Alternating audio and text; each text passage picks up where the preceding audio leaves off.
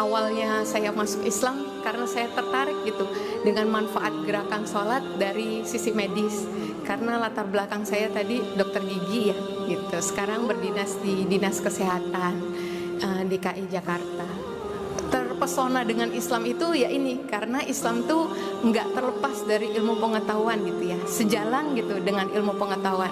Ini juga yang saya share ke anak-anak saya, dia orang yang suka sains banget gitu ya. Jadi masuknya itu kemarin ya dari sains gitu. Kenapa di Al-Quran itu sains ini, dia cerita sains ini, saya bilang itu ada di Al-Quran gitu. Itu ada di Al-Quran gitu. Jadi itu awal-awalnya kenapa anak-anak juga pintu masuknya mereka dapat hidayah justru tertarik karena oh Islam bisa inline sejalan sama ilmu pengetahuan. Banyak ya cendekiawan muslim gitu yang kita harus berbangga sebagai umat muslim karena bapak kedokteran modern ya Ibnu Sina itu Islam. Kemudian juga bapak bedah, ilmu bedah ya, ilmu bedah itu dunia itu juga Islam ya.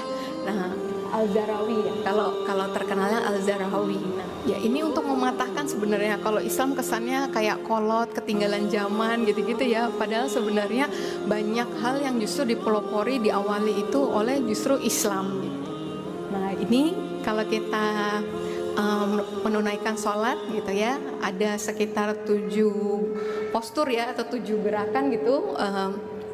7-9 gerakan waktu kita melakukan 1 rakaat sholat. Nah, kalau di total usia sampai rata-rata 50 tahun aja itu ada 1.700.000 ya gerakan gitu ya seumur hidup kita.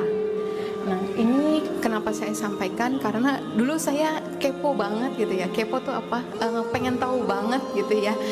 Kenapa sih subuh tuh jam segitu, zuhur jam segitu, asar jam segitu, maghrib jam segitu gitu. Dan ternyata Masya Allah itu semua nanti ada bukunya juga itu yang saya baca kenapa di jam segitu gitu. Nah, kalau dihubungkan dengan sains nih ada yang slide selanjutnya. Kalau dihubungkan dengan sains itu nyambung karena di alam itu ada spektrum warna. Nah, itu terkait sama organ tubuh kita. Ya, slide selanjutnya. Nah, ini itu contohnya ya, nggak semua saya sampaikan. Misalnya kenapa sih kalau maghrib kan kita rata-rata minggir ya, bapak-bapak pulang dari kantor belum sampai rumah minggir ke masjid gitu kan, sholat maghrib dulu gitu ya. Kalau maghrib anak-anak disuruh masuk udah maghrib gitu ya. Nah, banyak juga dibilang kalau maghrib kalau nggak minggir nanti banyak kecelakaan atau apa ya. Sebenarnya itu bukan apa mistis gitu ya, bukan kayak gitu, tapi justru itu sebenarnya kalau dikaitkan dengan sains ada. Jadi di saat itu terjadi kayak ini tumpang tindih frekuensi ya di alam itu, makanya bisa mengganggu penglihatan kita.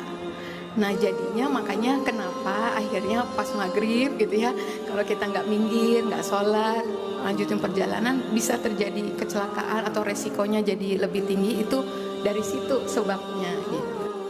Nah, kenapa bapak-bapak disuruh sholat subuhnya berjamaah ya di masjid gitu kan, itu karena itu kadar ozon paling tinggi itu lagi subuh itu Pak, lagi jalan dari rumah ke masjid gitu. Kalau sekarang baru hits ya gitu, terapi ozon udah dari lama sebenarnya ya.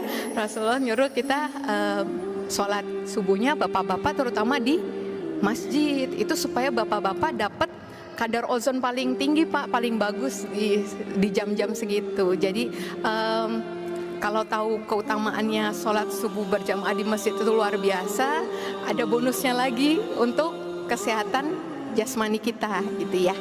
Ya, selanjutnya.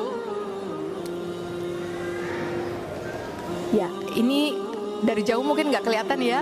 Ini siklus fisiologi di tubuh kita, siklus hormon di tubuh kita dari jam ke jam. Nah, kenapa sholat duha itu dikasih keutamaan di sekitar jam 9, jam 10 gitu ya? Ya, jadi itu karena ternyata di penelitiannya hormon stres paling tinggi Bu, namanya hormon kortisol, itu paling tinggi di jam-jam segitu gitu.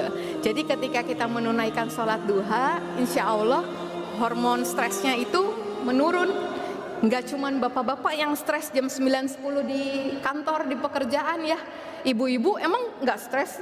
Ibu-ibu rumah tangga udah lagi mikir mau masak apa nanti siang ya, gitu ya, atau apa gitu. Jadi itu sudah fisiologis tubuh kita di jam segitu hormon stres meningkat.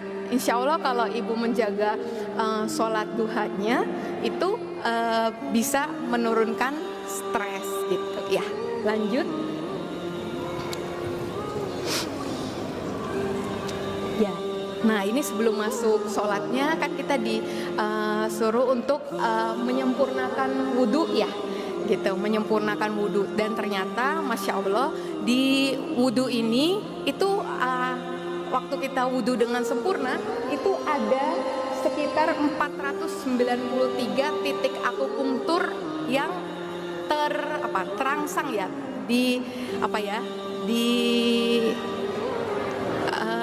waktu kita pegang, kita gosok-gosok itu terpengaruh gitu.